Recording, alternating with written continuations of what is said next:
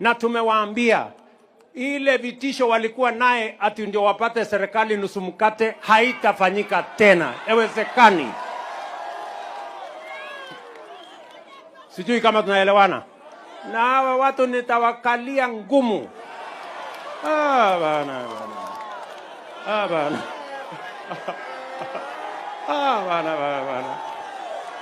Ama namna gani? Si ndio? Kwani mtu ambaye anataka kuharibu biashara ya mwingine anapembelezwa? Bana. Nitawakalia ngumu sana ya watu wa Kwende. Sijui kama tumeelewana jameni. Neguo. Neturaiguithania. Tunakubaliana? Hiyo ndio barabara. Si kila mtu afanye biashara jameni. Sisi tung'ang'ane, tutafutie hawa vijana ajira, tupange biashara, tupange uchumi, Kenya iende mbele.